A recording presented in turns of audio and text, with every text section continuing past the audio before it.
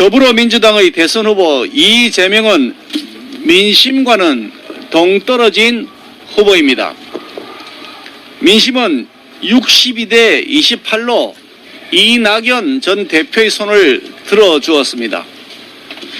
국민들은 대장동 게이트의 설계자 이재명 당시 성남시장이 바로 부동산 부패의 몸통임을 이미 잘 알고 있고, 이런 사람은 절대 지도자가 되어서는 안 된다고 생각하기 때문일 것입니다.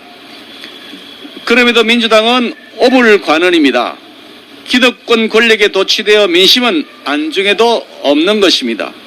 꼰대 수구 기득권이 된 꼰숙이 정당의 진면목이 이번 민주당 대선 후보 선출 과정에서 그대로 드러난 것입니다. 민주당 지도부는 절대 다수 국민이 바라는 특검 요구를 묵살하고 국회 다수 의석을 오남용해 증인 참고인이 한 명도 없는 맹탕 국정감사를 만들었습니다. 그러고도 모자란다는 듯이 4.4.5입으로 이재명 편에 섰습니다. 경선 과정 동안 제대로 된 검증 한번 하지 않았습니다. 송영길 민주당 대표는 이낙연 후보 측의 결선 투표 요구를 이런 지하에 거절하고 다음 주로 예정된 경기도 국정감사 전에 지사직을 사퇴하라는 취지의 사퇴 독촉 권고를 하기까지 했습니다. 민주당이 아예 조직적으로 부동산 부패를 비호하는 일에 앞장서겠다는 것입니다. 부동산을 최악으로 몰아 주택 지옥을 만든 민주당 정권은 국민의 보편적 정서까지 짓밟는 오만불손에 빠져서 이제는 대놓고 부동산 부패의 몸통을 감싸고 부패 비리 방탄수호단 노릇을 하겠다는 선전포고를 한 셈입니다. 당대표가 특정 후보를 이렇게까지 감싸고도는 다른 특별한 사정이 있는 것은 아닌지 하는 의문이 듭니다만, 이유 여하를 막론하고 민주당은 대장동 이재명 게이트의 공범이자 부패 정당이라는 사실을 스스로 자백한 것으로 볼 수밖에 없습니다. 정권이 민심을 거스르면 민심이 정권을 뒤집습니다.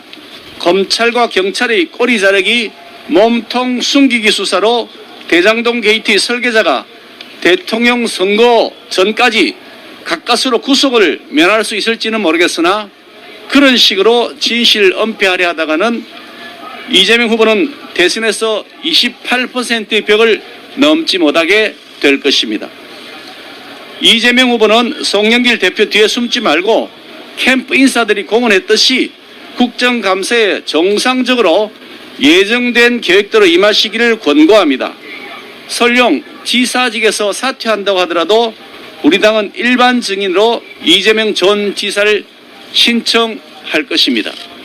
비겁하게 도망가지 마시기 바랍니다.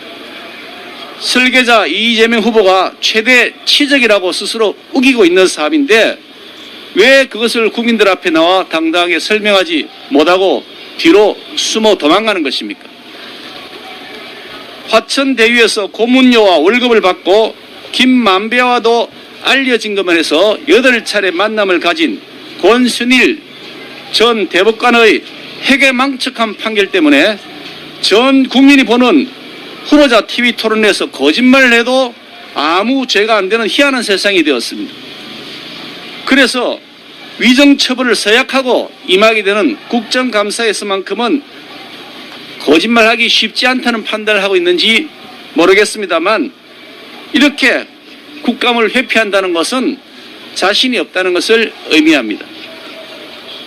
이 후보가 변호사 시절에는 대장동 개발 사업을 반대히 했던 이유가 무엇인지, 성남시장 당선 전에는 민영개발 주장하다가 당선 후에는 공영개발로 말을 바꾼 이유는 무엇인지, 특정 민간인에게 단군 이래 최대의 폭리를 독식하도록 설계해 주었던 이유는 무엇인지, 권순일이 이 후보에 대해 무죄 판결을 선고하도록 하는데 김만배의 역할은 무엇이었고, 김만배의 폭리가 그 사안과 대가 관계에 있는 것은 아닌지, 또 유동규, 김만배, 남욱 등과는 어떤 관계인지 빠짐없이 답변해야 할 의무가 이재명 후보에게 있습니다.